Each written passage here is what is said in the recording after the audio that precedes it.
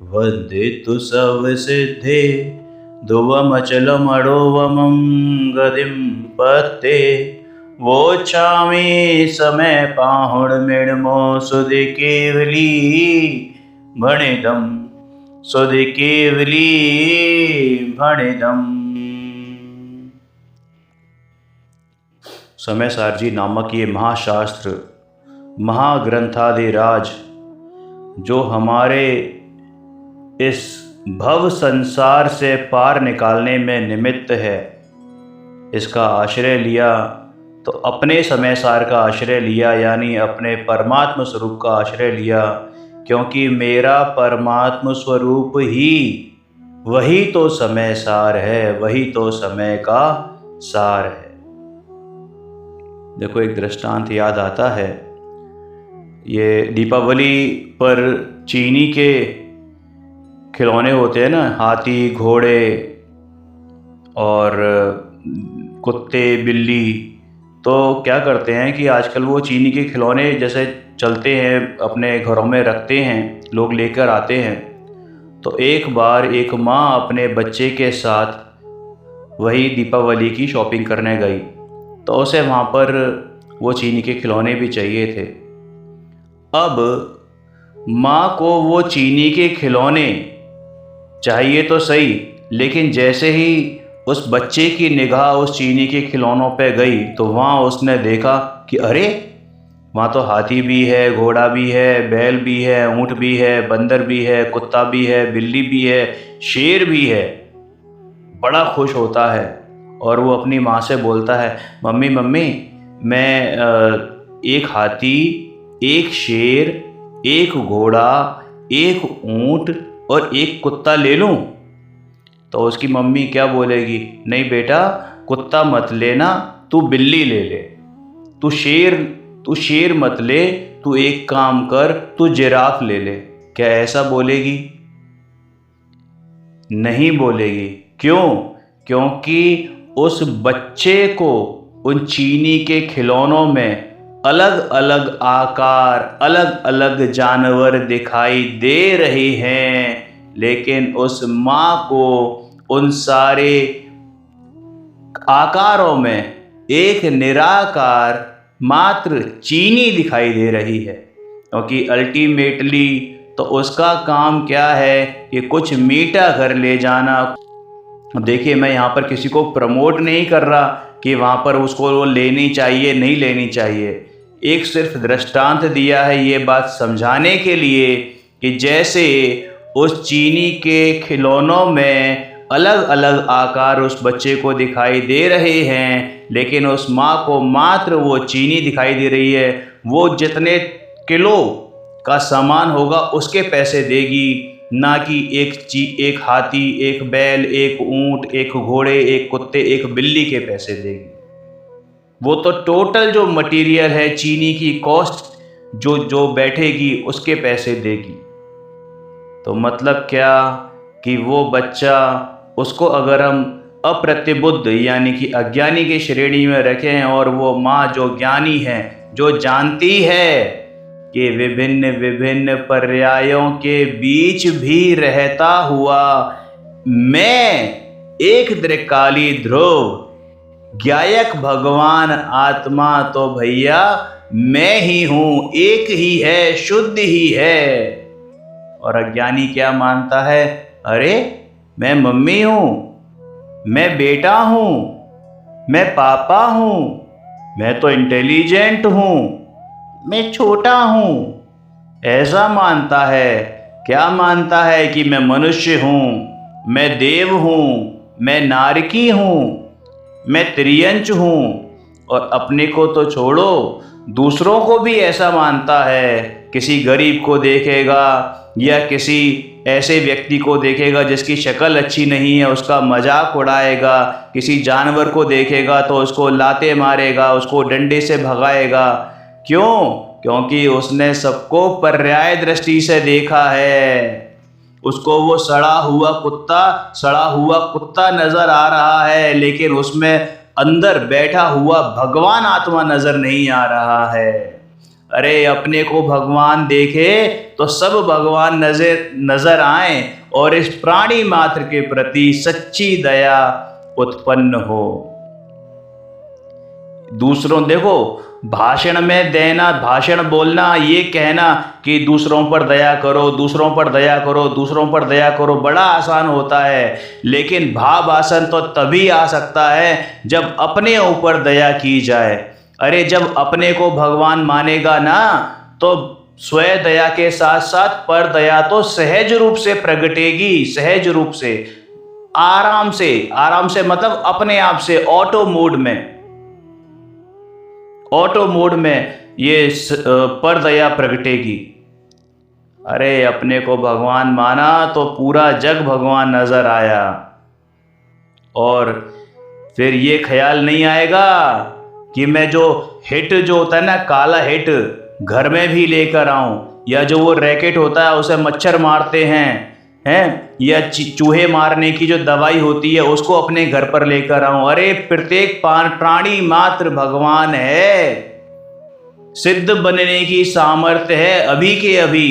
और तो और स्वभाव से प्रत्येक प्राणी मात्र, चाहे वो एक छोटी सी चींटी हो और चाहे वो व्हेल मछली हो, सब के सब अभी के अभी सिद्ध स्वभावी हैं।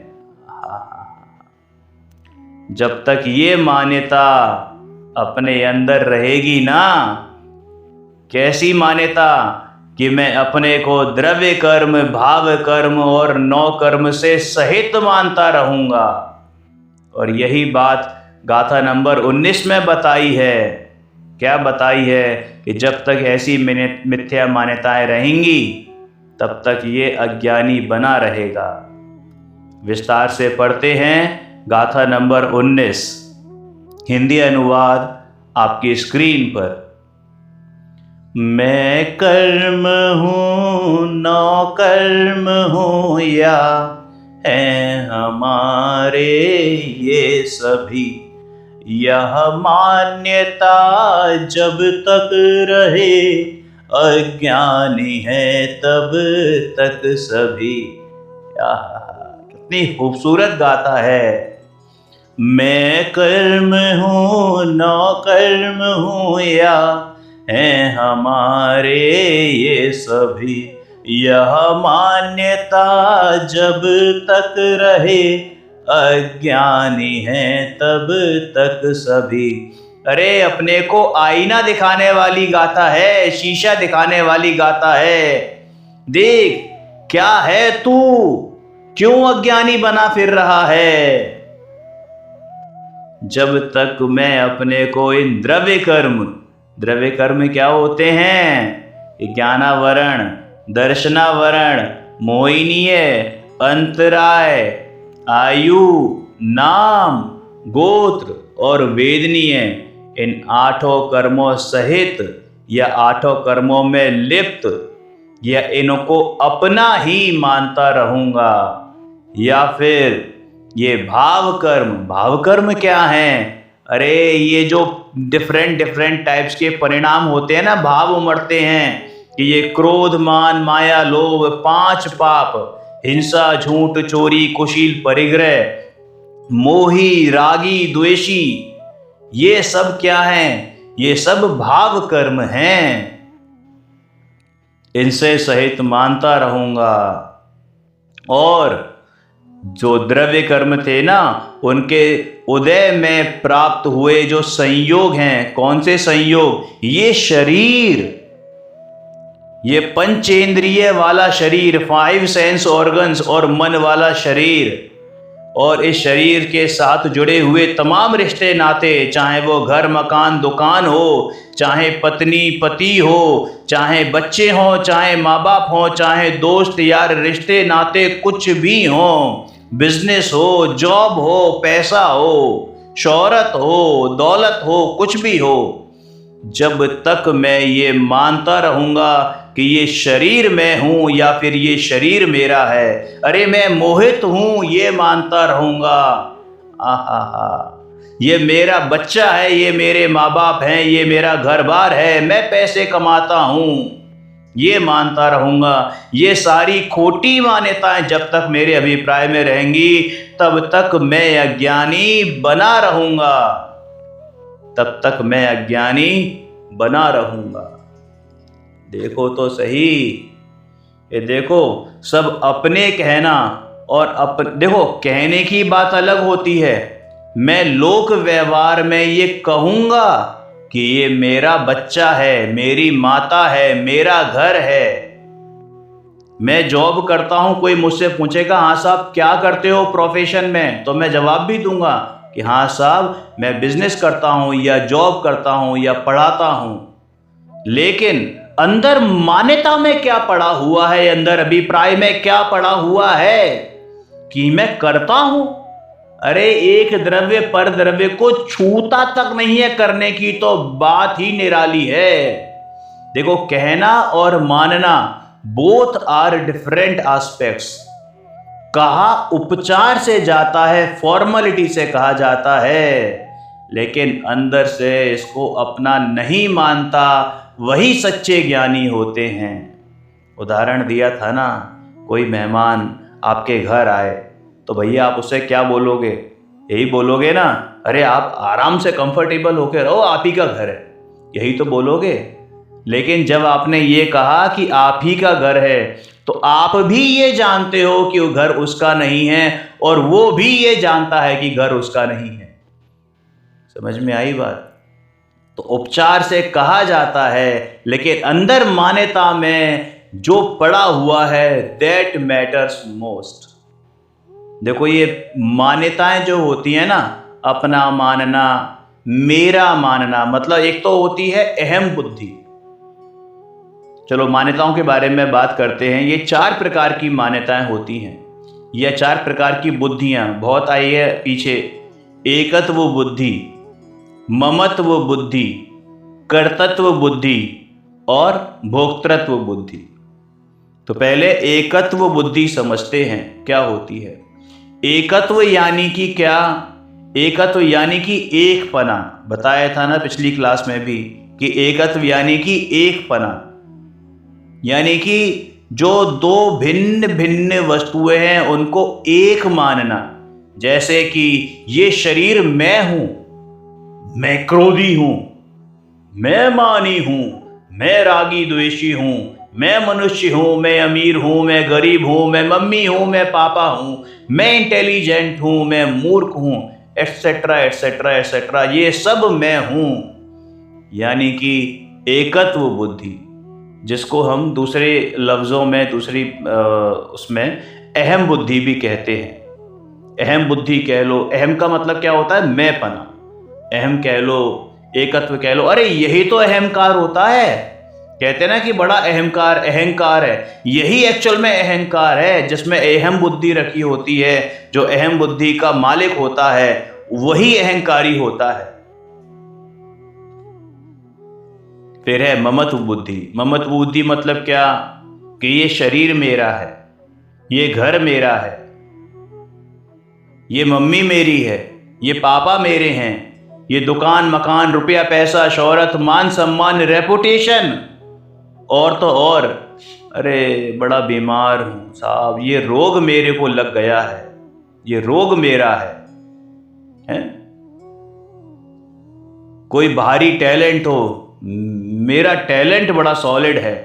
ये ज्ञान मेरा है। कौन सा ज्ञान? ये जो क्षयोपशम ज्ञान है, मेरा जो ज्ञान है, ज्ञान मात्र आत्मा की बात नहीं है, जो बाहर जिसको हम ज्ञान समझते हैं कि ये ज्ञान मेरा है, कि 1+1 2 कर लिया तो है मैं बड़ा ज्ञानी हो गया है। 12वीं में अपने 99% ले आया तो मैं बड़ा ज्ञानी हो गया, ये ज्ञान मेरा है। समझ में आई बात? इन सबको क्या बोलते हैं कि स्वामित्व, ममत्व, यानी कि जिसका मैं स्वामी हूं, ओनरशिप होती है ना, ओनरशिप। तो वो ये बुद्धि जो होती है ओनरशिप वाली बुद्धि, उसको कहते हैं ममत्व बुद्धि। समझ में आई? फिर तीसरी बुद्धि कौन सी होती है? कि कर्तृत्व बुद्धि। सबसे खतरनाक बुद्धि है कर्तृत्व बुद्धि। हम वहां तक तो पहुंच जाते हैं कि एकत्व और ममत्व तक, चलो कोई बात नहीं है, लेकिन जब हम किसी भी होने वाले कार्य को स्वयं उसका कर्ता मान लेते हैं, क्या मान लेते हैं कि मैं करने वाला हूं। आपको पता है, अपने बच्चे को पढ़ाने के लिए मैंने अपना पेट तक काटा है। क्या मान्यता है ये कि मैंने बच्चे को पढ़ाया है। बच्चे ने तो कुछ किया नहीं है, सब कुछ मैंने ही किया है ना। पैसा मैं कमाता हूं, घर बार दुकान कार मैं चलाता हूं, मैं डॉक्टर हूं तो पेशेंट्स की बीमारी मैं ठीक करता हूं, मैं सीए हूं तो लोगों का टैक्स मैं बचाता हूं, मैं ये ब्रिजेस ये पुल वगैरह बनाता हूं, फ्लाईओवर बनाता हूं, मैं जिम जाकर अपनी बॉडी बनाता हूं। अरे आपको पता है, मैं चाय बहुत अच्छी बनाता हूं। आप एक बार मेरे घर आओ, मेरे हाथ की चाय पीकर देखो, बहुत टेस्टी बनती है। एग्जाम में मार्क्स कितने अच्छे आए हैं पता है? क्योंकि मैंने बहुत अच्छी मेहनत की, बहुत मेहनत की मैंने। मेरे बच्चे ने बहुत पढ़ाई की, आज वो इंजीनियर बन गया मेरी बदौलत, क्योंकि मैंने इंजीनियर बनाया। अगर मैं एडमिशन नहीं कराता तो वो इंजीनियर कैसे बनता। मैंने अपने बच्चे को यूएस पढ़ने भेजा था, मैंने अपने बच्चे को यूके में हायर स्टडीज दिलवाई। ये क्या है ये भाई साहब? एक द्रव्य दूसरे द्रव्य का कर्ता तो छोड़ो, छूता तक नहीं है।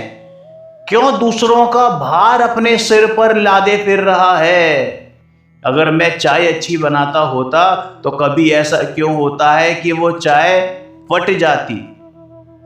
चाय अच्छी बनाता होता तो बिना दूध चीनी पत्ती के मैं चाय बना के दिखाऊं ना, बिना आग के मैं चाय बनाऊं, तब मानूंगा कि हाँ मैं चाय अच्छी बनाता हूं। बिना दवाई के पेशेंट की बीमारी ठीक करके दिखाऊं, बिना ईंट पत्थर के पुल बनाकर दिखाऊं।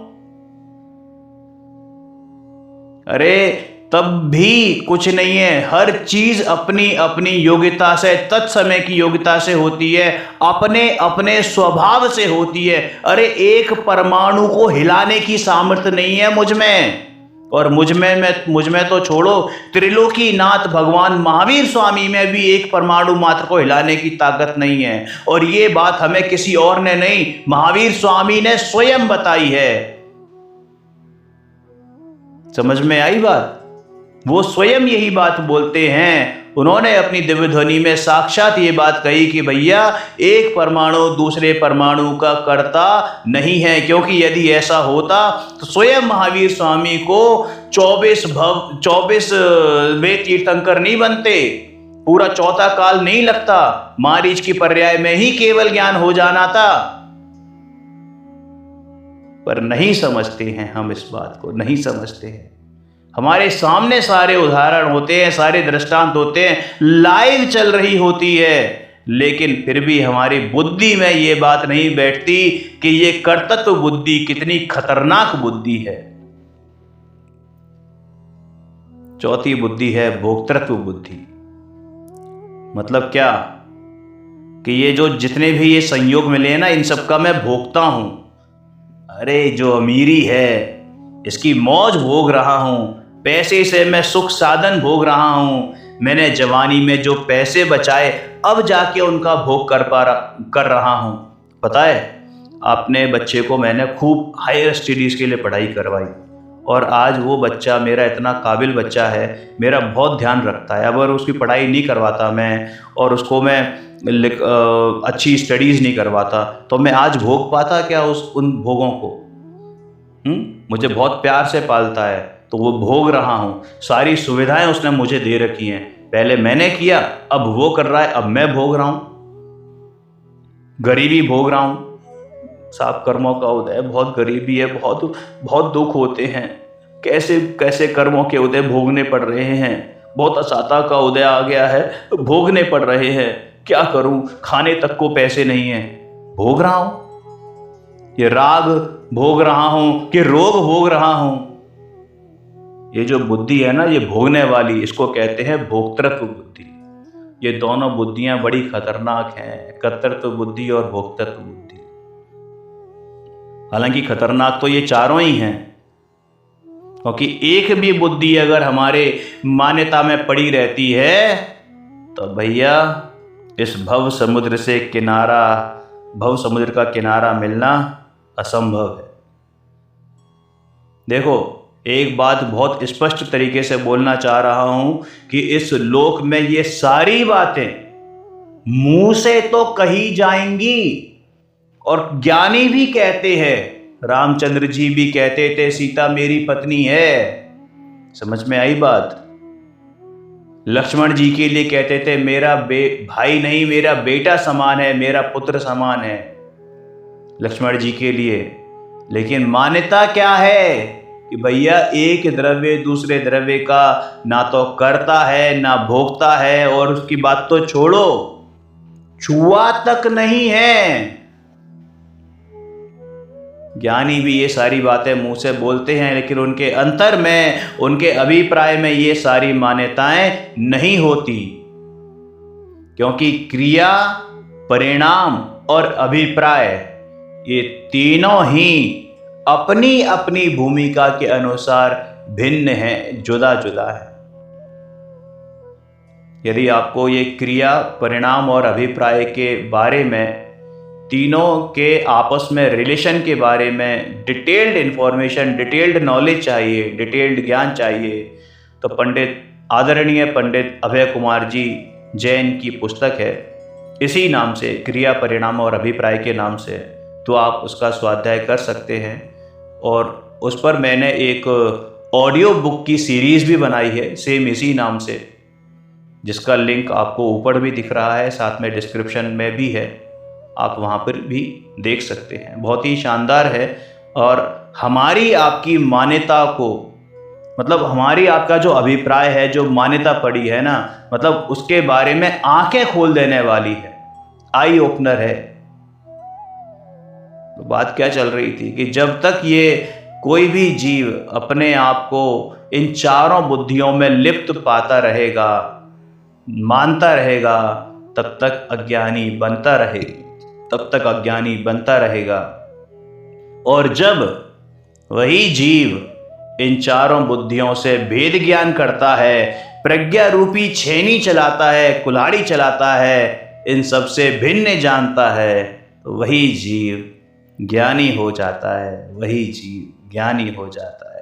भैया कैसे भी करके भेद विज्ञान करो। मैं कौन हूँ, आया कहाँ से, और मेरा रूप क्या, संबंध दुख में कौन है, स्वीकृत करूं परिहार्या। भैया भेद विज्ञान चलता रहना चाहिए, विचार चलता रहना चाहिए कि मैं कौन हूं, कहां से आया हूं, और यही एकमात्र रास्ता है, जरिया है।